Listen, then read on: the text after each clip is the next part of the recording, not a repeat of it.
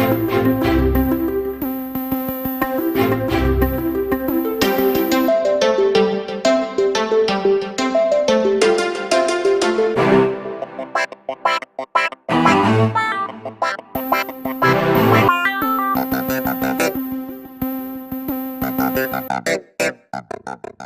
everybody, today I'm talking about Captain Marvel.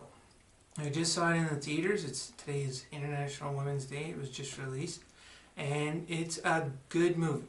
It's not one of the top Marvel movies for sure. It does have issues, but overall, so as far as the good things go, Samuel L. Jackson has been great in all the Marvel movies. Brie Larson is great.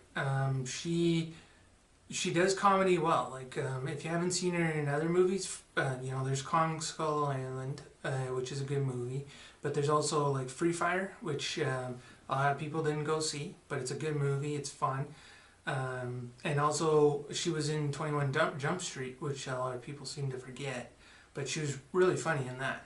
So she made a good Captain Marvel. Ben Mendelsohn is the Skrull leader, and he does a good job. It's a very complicated story, not very, but it's a complicated story where alliances change. So I'm not gonna go too much into it. I don't want to spoil it, but it's pretty good. There are after credit scenes. There's one in the middle that's definitely leading up to Avengers Endgame, and it's worth a watch. And then there's the one at the very end of the credits, which is just like a tag at the end of the movie. It's not that important to anything, but it's a funny little thing. The movie itself is good. There's lots of action. There's space, but then it's kind of 30% space, 70% Earth, or around that. It does take place in 1995, but there's very little nostalgia other than her crashing into the blockbuster, which you see in the trailer. There are some negative things, which, for one thing, it was very dark. And I'm not sure why, because the trailers weren't that dark. But watching it in the theaters like this, and as a disclaimer, this could have been the theater settings for their projection. But it did seem a lot darker than the trailer, and which made it a lot harder to see things.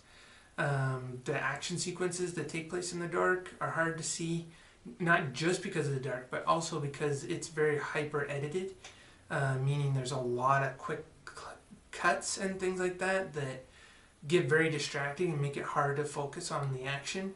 It's usually when they do that, it depends. It's kind of a choice of the director sometimes, and sometimes it's just because the fight didn't look good, so they cut it up badly so you wouldn't see the bad parts, but it's cut so much that it gets distracting. Like Jason Bourne was like that a lot, and there's some movies that have a lot of quick cuts. The last Resident Evil was like that too, and it does get distracting, but where that doesn't happen, it's very good.